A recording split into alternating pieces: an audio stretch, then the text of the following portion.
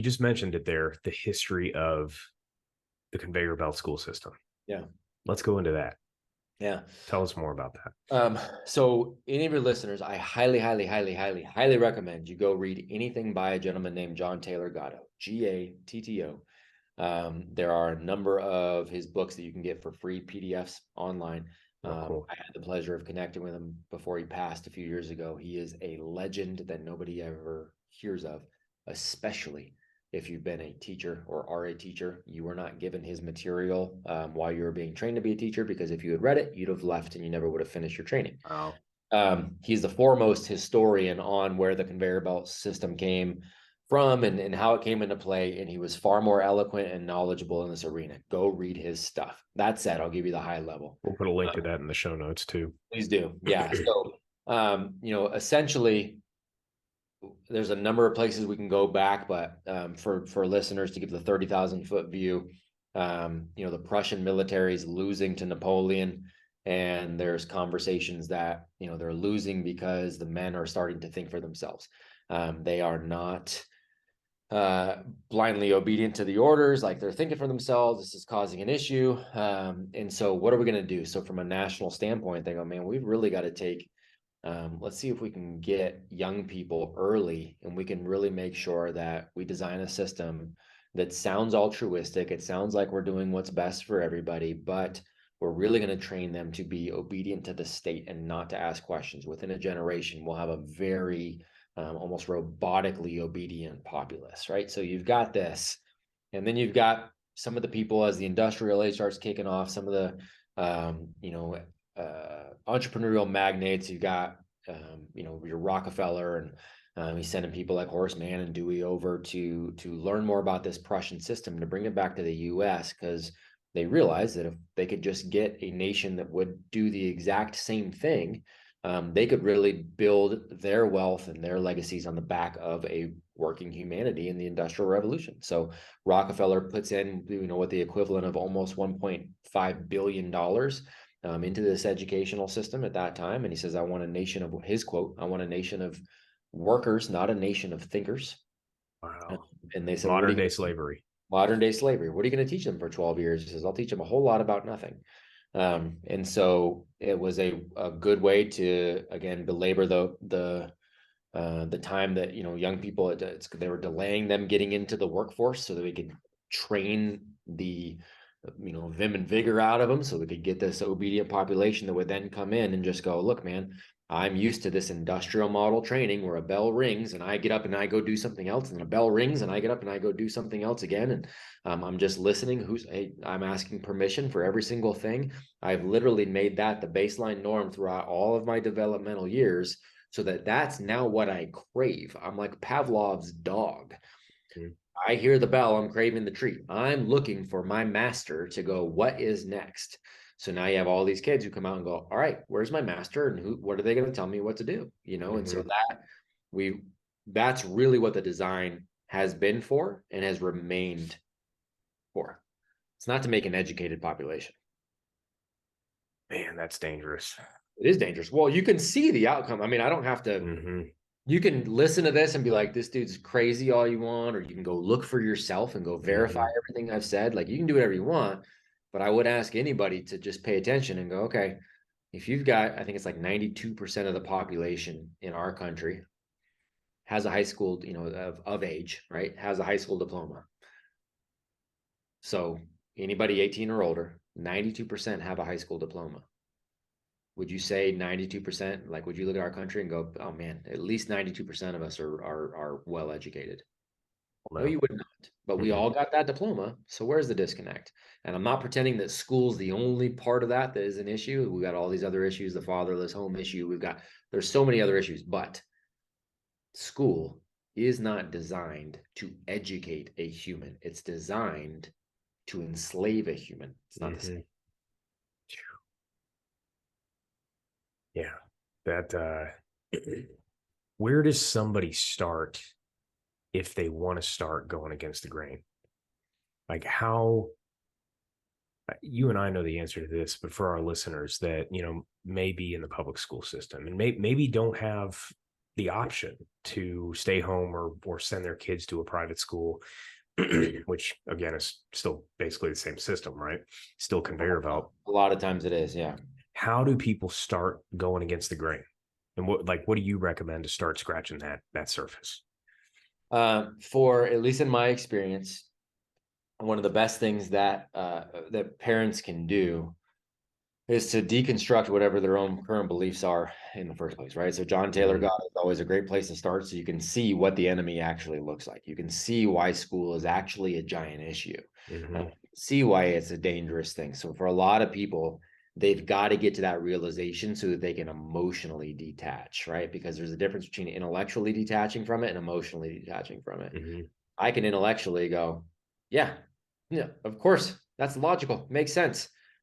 But you'll find so many parents that are like, yeah, it makes sense. Oh God, they need trigonometry so bad, don't they? Don't they? Don't they? Don't like I can't. I just go get trigonometry, right? Like they can't emotionally detach from it, right? So Mhm. there's that detaching process, like that needs to take place.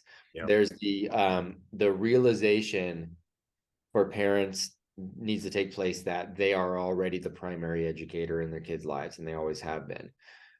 So for a lot of parents, I'd start walking them through like, okay, what, no, so remind me, what school did you send your kids to for them to learn how to walk? And they're like, well, of course we didn't send them to school. I'm Yeah. like, oh, okay. But I'll tell you what, if you had grown up in a culture that said you've got to send your kids to school by 6 months of age, otherwise they'll never learn to walk, you would have done it and you would have believed it. Mhm. So They'll go, we oh no, that's crazy. I wouldn't send my 6-month-old to school, but it's like, but exactly. but you But would. you're doing it at 5, and Mhm. you're assuming also that if you do it at 5, that otherwise they would never learn to read or whatever your fear is. Mhm. Simply not true, just like it's not true about walking. And where did you send them to learn how to speak English? Oh, nothing. We just spoke English to them. Right. So they spoke English, they learned to walk, all these things from you just by being around you, just by you guys living life together, just by every time they failed at those things, meaning they fell down when they were trying to walk, meaning they said blah, blah, blah, blah, blah, when they were trying to talk, you went, Mhm. yes, awesome. You killed it, crushed it. Yes, keep going. You cheered on those failures. You kept leading by example, and they did it. Guess what? Everything else can work that way too. Promise. So there's the extra responsibility they also need to wrap their head around of that means you are the example all the time. It means if you have a desire for them to be a certain type of person, you need to be that type of person. Mhm. You want them to be the person who's fit and in shape, get yourself fit and in shape. If you want them to be the person that is joyful and service oriented and on a mission, guess what? You're going to have to do it too. So yes, there is more responsibility on that. So it comes, there's all those understandings first, right? So get there mentally, then take a look at the practicality. Lots of people who say, well, we can't because so if we can get them there emotionally, then they might look practically and go, we can't because we don't have the option because both of us work out of the home. Okay, cool. For a lot of families, I've looked at, had these conversations and I'm like, yep, both of you work out of the home to maintain that lifestyle. You guys have a 5,000 square foot house. You have 6 cars. There's only 2 of you. There's so like you can't or you won't. Uh-huh. There it Right. is. So you've got the excuse as to why you can't do it, or you have a reason right there that is your child of why you Mhm. have to. So there is some of that for some people. For some people, it's not like that they're already running as lean as possible. And so then it's more like, okay, can you get creative? Can you go, okay, well, dad actually has different days off than mom. So there's one thing that overlaps where, we've got extra time at home. And then, well, Will lives down the street and his wife, and they actually have different days off than we do. And they're of the same mindset. So what if we partnered together with them and we took their kids these days and they took their, right? So there's ways to do it where you're covering having your kids not go anywhere, even if you have to go to work, but somebody else can watch them. And then it opens up a whole bunch of other doors. Again, the hard part is for people to do that, they go, but how do I know that person can teach them trigonometry? It's like, no, no, no. You're not recreating school at home. Mhm. That's not what you're doing. So let's get the coverage together first, and then let's understand what education looks like and how we can do that, right? And so Mhm. most people, if you look in your general circle or look in your general area, you can at least find a place where somebody is at least covering and being there with your kids when you have to go to work, and then you can make it work. So it's a very rare thing. And then, hey, at the end of the day, maybe you do have to send, maybe you're going to have to take on a side job to afford sending them somewhere else, or maybe you're just going to send them to the conveyor belt program for a while. And if you do that, please just understand that you're going to be responsible for their education when they're not there, and you need to let them know of the game they're playing when they are where they're, wherever they're going. Let them know that you understand it's a game. Their job is to go try to be a role model, try to treat other people well, see what kind of things they like, don't like. You're not worried about the grades, but you're worried, you want them to make an effort. But you got to have those conversations of playing the game with them if you are going to ultimately send them there. My Seth Godin is a brilliant human, but Seth did the same thing with his girls. I've talked to Patrick about Bet David about this, and he does the same thing with his kids. It's about understanding how to play that game. Yeah. Well, and as you said, to put it into a couple of words, it's intentionally and creatively thinking for yourself Always. and coming up with a solution, which we too Always. often don't do. We too often pass that off on, oh, it's going to be too hard, or what are the sacrifices that we're going to make Right. in order to make it happen. And many people are too selfish. And the thing I'd like to ask all parents that are listening to this is, are you somebody you would want your kids to emulate? Right. And if the answer is no, you need to check yourself. You need Bingo. to check yourself. And it sounds like you need to do more and be Bingo. intentional with your life. And, I look at myself and I want my kids to be a better version of me. That's right. But through all that, they're looking at me every single day. Yep. And, we have been able to set our lives up and taking the reins of our lives. And my wife quit her job June 2nd and started homeschooling our kids as of Monday, or home educating our kids. I'm still shifting that It'll thought. take a while. But our whole thing through that, the first day, they were done in about 4 hours. And Monica was kind of freaking out because she didn't get to prep Sunday night because a friend came over, just crashed our house, and we had fun for an hour or two just hanging out, right? And so Monday she's like frazzled. She's like, I didn't get a chance to prep. It's like, hey, we just started. Like, take a week and a half. Most schools, they did 2 or 3 weeks before they're into full swing. It's like, take a week and a half and until we go on our next trip, and try to get as much done as you can, see how it goes. Well, by day 2, they figured it out, and they're educating for about 4 hours, and then they're playing with their friends the rest of the afternoon. They're outside riding bikes. They're coming to our Kid Fit program and getting after it. By the way, all of those things are actually education. Exactly. And my son, for example, he's a boy. He's not meant to sit still for 7 hours. She was realizing he's not retaining already. He's just having a hard time focusing. So they're going through geography together. And what does she do? She takes him outside. He digs in the mulch and digs the rivers that they're learning about. That's awesome. And he absorbs it. And That's now awesome. he knows what the Euphrates, or the Euphrates River that he calls the Alfredo's River. The Alfredo. So the Alfredo's River, So again, and how old is your son? Remind me. 7 years old. Cool, man. So guess what? Developmentally, he's not even at a point where academics are something that should stick. School tells you he is. Developmentally, he's not. That's not something that even starts. He's going to hit a big brain jump right around 8, where all of a sudden some things are going to be a little more developmentally appropriate and interesting. But forcing certain academic subjects before that or during that brain shift that don't matter. What you do is you train them they think they hate learning. Right. Actually do more harm than good. That's why I always tell people, don't bring school home either. Like, home education is not home school. Right. Well, and yeah, I mean, boys were not designed to be that way. I mean, he already sometimes questions like, I'm a bad kid.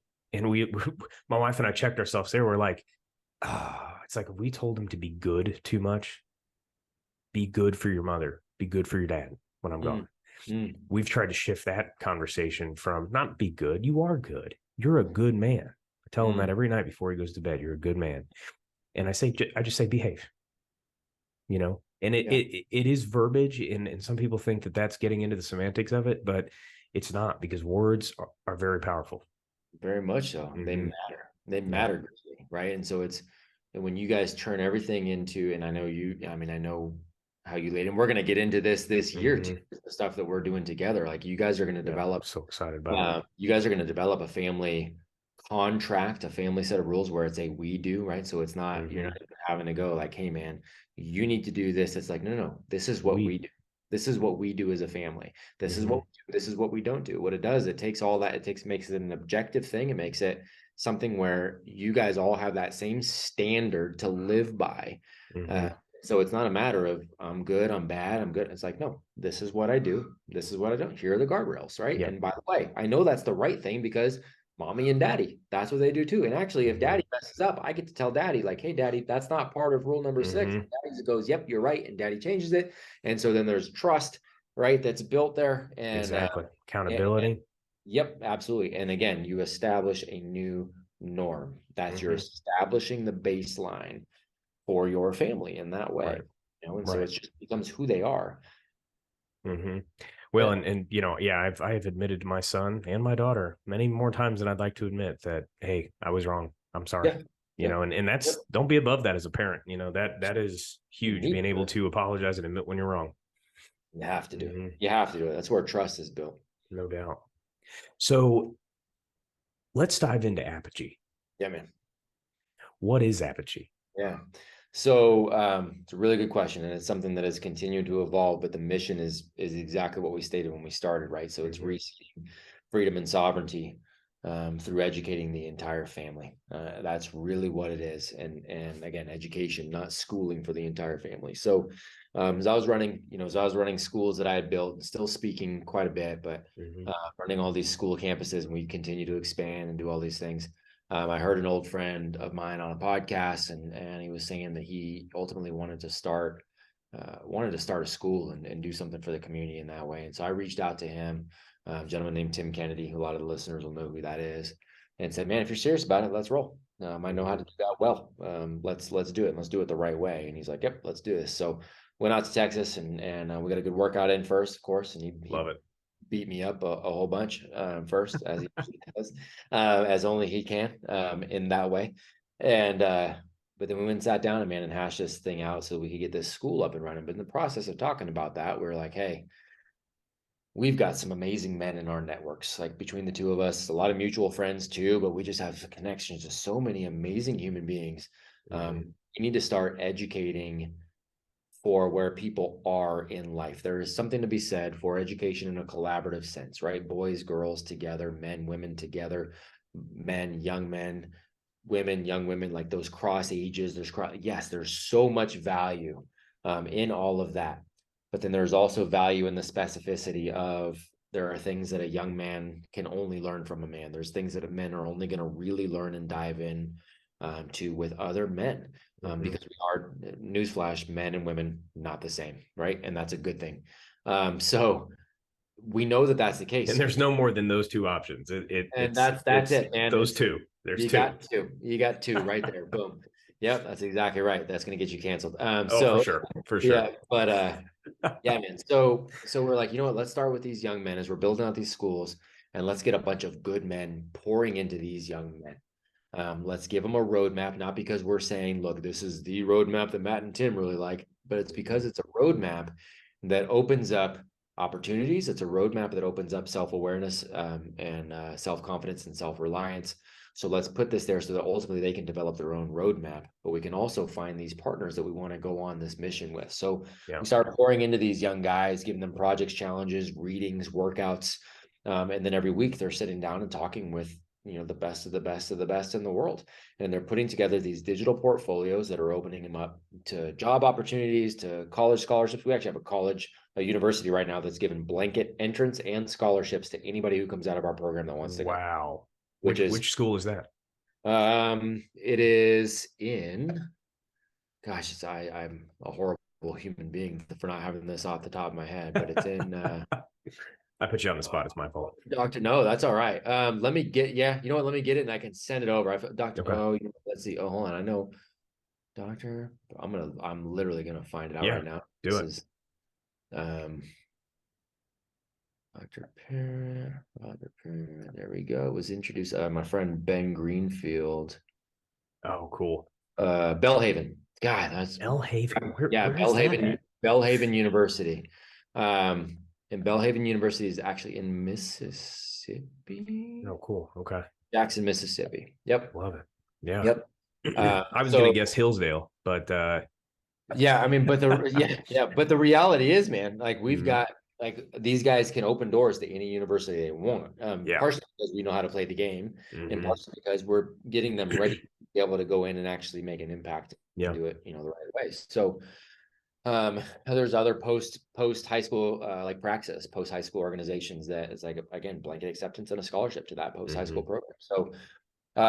So these young men are coming in, they're putting in the work, and then we also have great guys that are like Nick Kumalatos is a friend of mine, is an entrepreneur, podcaster's got a great couple great businesses. And he's like, hey man, I need to hire somebody around this and this. You got any young men? Like, I'll just take them right now. You just let me know who it is and they're hired, right? Like it's that kind of Wow. work on the way things actually work because of the way these young guys show up. And I'm Hmm. only going to recommend the young guys that show up and put in the work, right? And Yeah. so, but it's a fantastic opportunity. So the next, it just made sense. We're like, okay, cool, man. We were working with these young guys. And it's amazing. We had so many of those dads too that were like, hey, by the way, we need something like this for men. We need Hmm. something like this to optimize because there's still men that aren't fully free. Their relationships aren't where they want them to be. Their psychology is not there. They don't have the focus. Their time and energy management is not there. Their spiritual life is not there, or they think it's there, and they find out that it's very much Needs it's more very much depth. not. Yep. They think they're self-reliant. The class 001 right now is finding out they're very much reliant on a lot of Hmm. things still. And they're like, holy, okay, there's some work to be done here. Yeah. We open up a financial side of things that most people don't even know exists for humans. Hmm. Quite literally a second tax system in this country that nobody's ever taught, that we need people to know about because it Yeah. opens up so much more sovereignty and freedom. Quite literally, nobody is telling people that this exists, and so we're like, we've got to get the men on board too. We got to Yeah. get them to understand what this looks like. And then it's cascading Yeah. with the women They don't as want to well. give you the keys to freedom with that. Dude, that's it. Yeah. I know, that's exactly it, right? And so that's all we want, is we want people to Hmm. have that choice. And that free choice doesn't have to be, Right. we just want you to understand that's there, man. Do with it what you will. We're not going to Hmm. force, feed, cajole you into doing anything, because guess what? There is work involved Yeah. in that.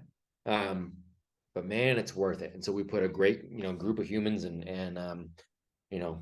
terms of like the brotherhood around you, the mentors around you, and we just rock and roll. So Yeah. Apogee's taking on all of those things, and the home education crew too, and then launching more campuses. Fall of 2024, we're going to launch a coordinated 100 campuses uh, Wow.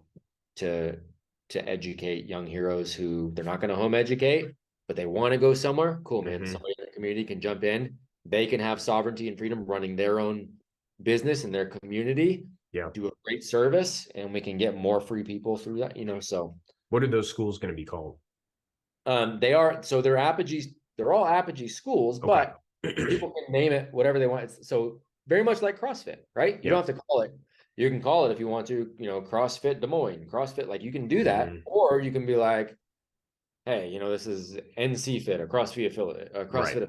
or whatever You you name want. it whatever you want. Yeah. Name whatever you Hmm. want. So same thing. Yeah. That's cool.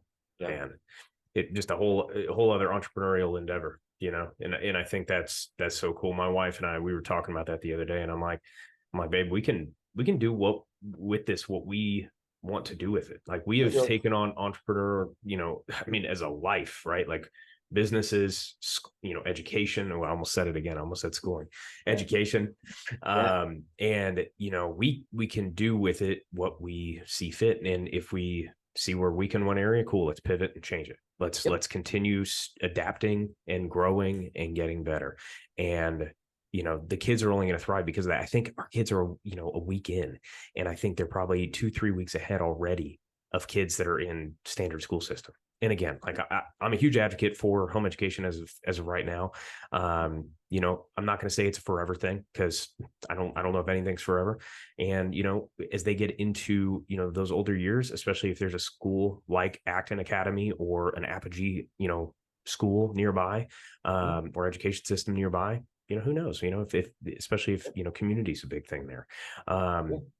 So, but it allows you to I mean, really take the reins and learn your kids' learning styles too. I think it shows your kids how intentional you're willing to be with them, and can Mhm. only benefit the relationship between you and your children, which, as we've seen in this fatherless nation, we see how distant parents and children are. For sure. For sure. Parents Hmm. need to go on a mission with their kids. They need to have an adventure with their kids. That's all. That's the best way to perpetuate your child's education, is always to perpetuate your own and bring them along with you.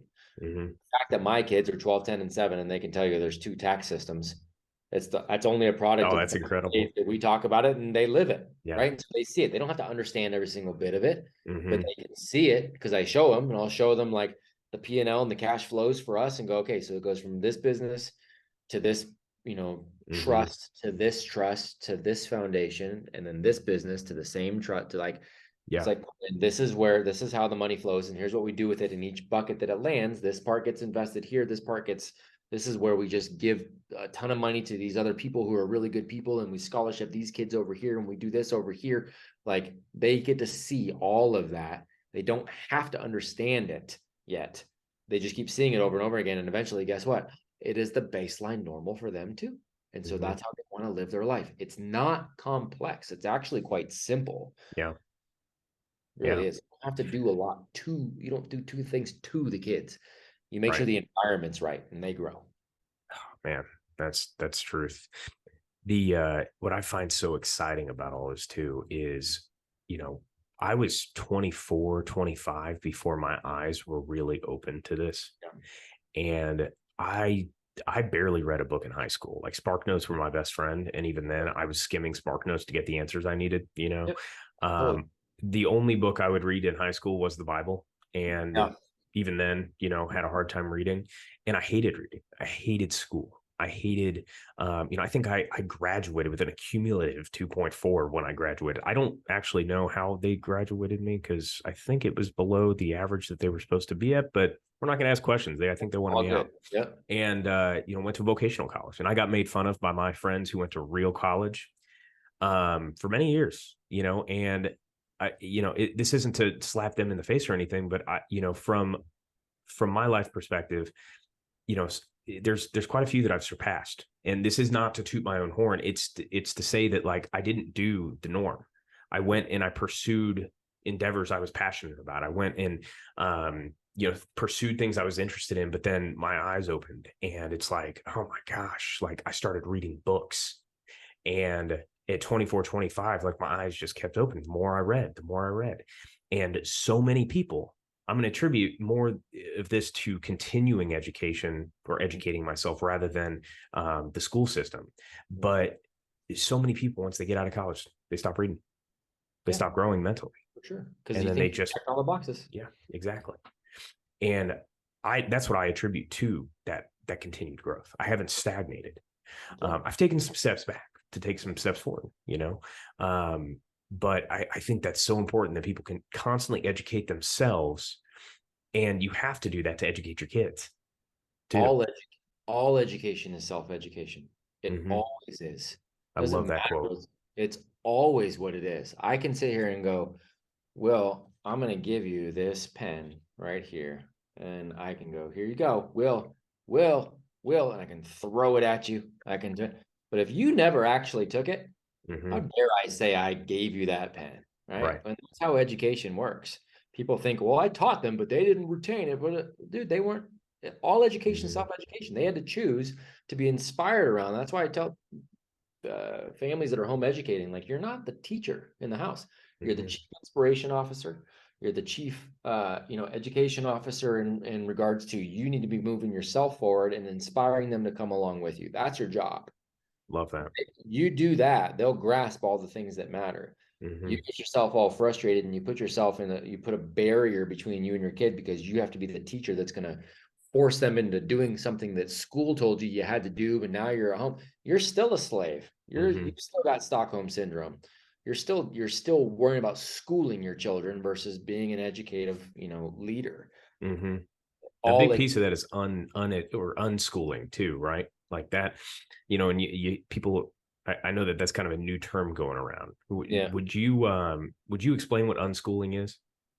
Yeah, I mean, so unschooling is not people take it a different way. So Mm-hmm. education means something to me very specifically, and so I'm always clear to define what that is, right? Because when I say it and people go, "Oh yeah, education matters," and they shake their head, but if we're both shaking our head yes, and we say different things, Mm-hmm. or we have a different definition, it's not, the communication is not actually taking place, right? So Right. unschooling is the same thing. Some people have used it just to be like, anything that looks like school, we are against it. Like, Mm-hmm.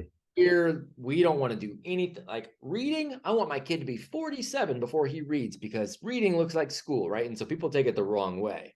What unschooling actually is the realization that school and education aren't the same. So you don't pursue things of school. You don't go, what curriculum do I use? What Mm-hmm. grade level are they at? What subject are we doing right now? And what subjects are we tackling today? Right? You are stepping away from that to step into the conversations you would have in life in general. You and I Mm-hmm. never talk about what subject anything is. You and I never talk about, I'm not, Will, what grade level do you read at? Right? That's a weird question for me to ask. But we think it's normal Mm-hmm. to ask kids that question or Yeah. ask parents that question about their kids. It's because we've been trained by the cult that that's a normal thing. Mm-hmm. Unschooling is stepping away from the cult. Yeah. Powerful. Powerful. What well, and I guess you kind of already answered this question, but let me ask this in a broader sense. What's the number one book you'd recommend to parents, men, however you want to take that, to help them open their eyes? Around education Oh, or well, just yeah, we could do that. Let's say for education and then for life. So, okay. okay, two books. Let's go two Yeah. books. Because there's Hmm. because there are a number of books when you start going, okay, what systems do I need to question, right? Like look at the Hmm. medical system. Questioning the medical system is one thing that most people don't want to do either, right? It's Yeah. just you hand it over to the experts right away. And there's some great books. One of them, Turtles All the Way Down. I recommend Hmm. anybody read that. Read Turtles All the Way Down and see if you have, if Turtles you're all the way down. see if you Okay. have blind obedience to the Western medical system after that. If you do, you do. Go Hmm. get it. I'm not proselytizing. I don't want anybody to think like me. I just want people to think Think for in themselves. area, right? In areas Hmm. that don't.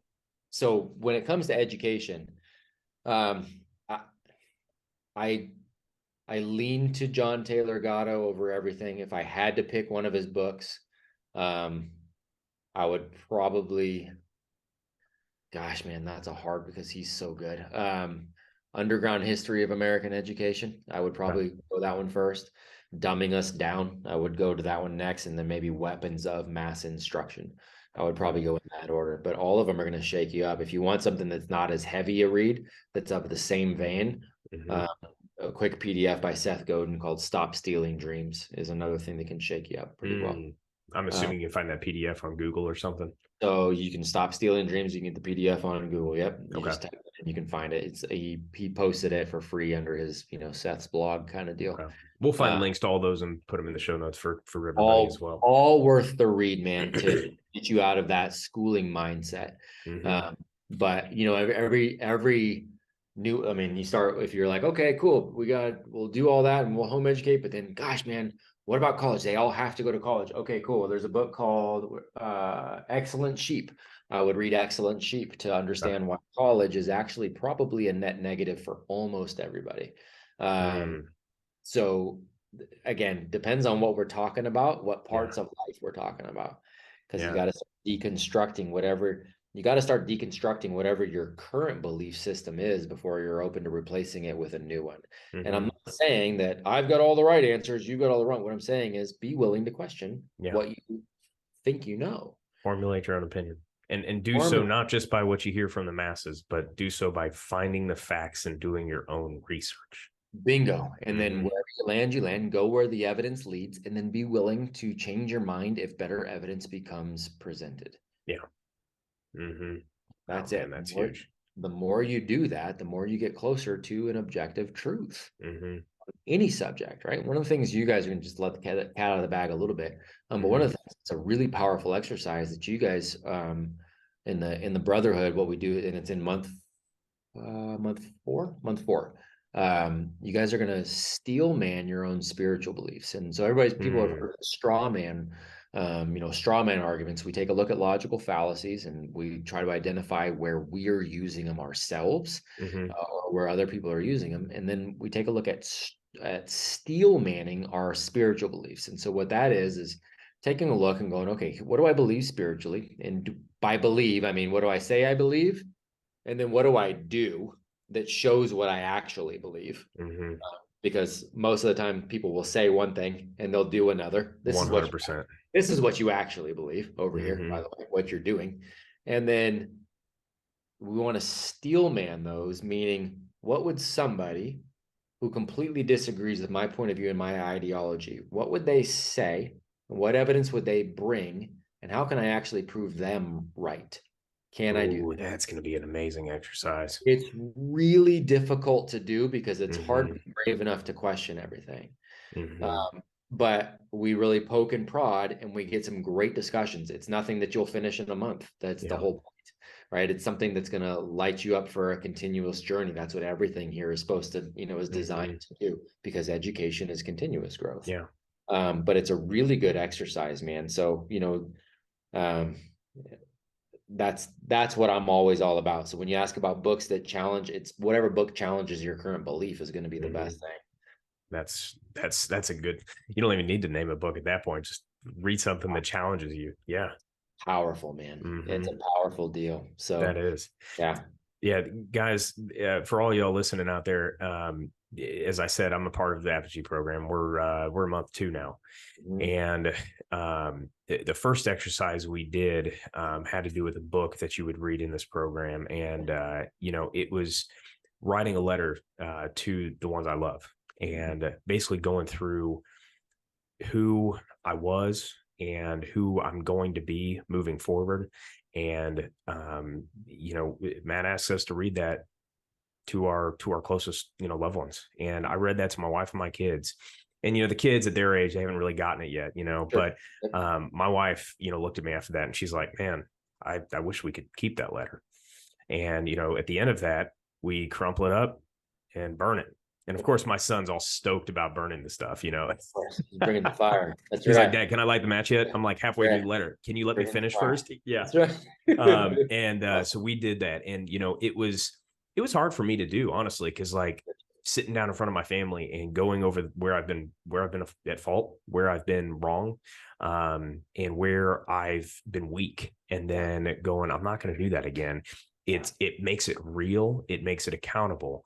And, my wife was very, she was very proud that I was able to do that. Yes, sir. And in this whole program, it is designed to just make you a better man.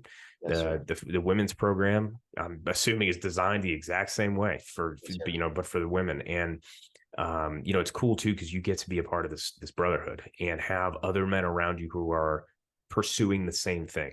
Pursuing excellence, pursuing making their families better, pursuing getting away from generational sin and changing their lineage.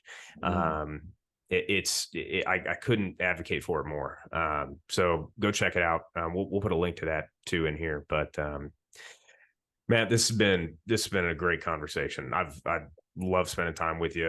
We got to chat, for 30 minutes or so, a couple months ago before we set this all up. And, I just knew when we connected, I'm like, I'm in. I'm so, it's cool. You're a great man, and very excited for everything that you're doing with this program. And I can't wait to be a part of it and get involved more too, I appreciate it, man. Honor is 100% on this side, and right back at you, man. You're an amazing human being, and it's an honor to walk alongside you, and we're here no matter what, man. That.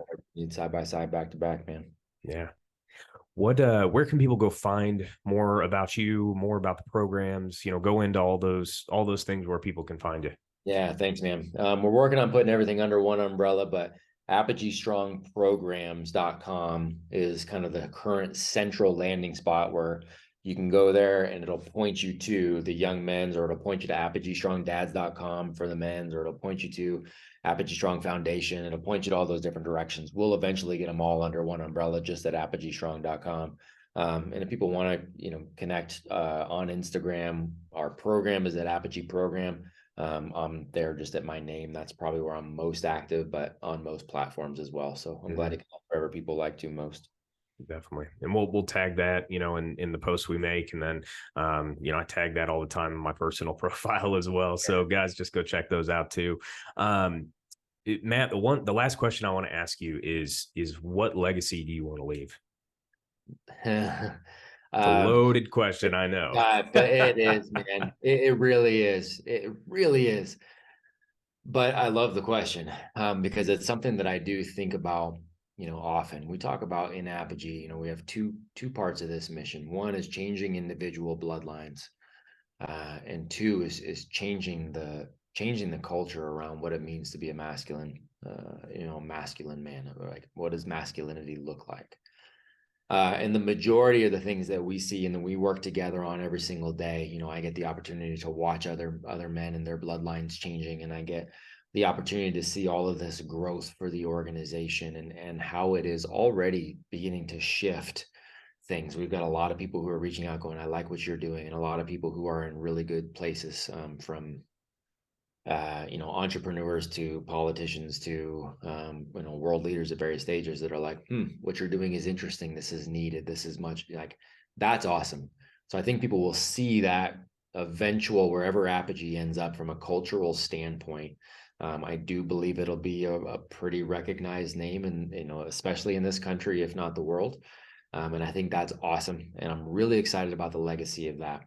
But that other part of the mission, right? The changing bloodlines, that's the legacy that matters the most to me. And personally, selfishly, I'm going through all of these things with everybody. I'm going through all of these exercises with everybody.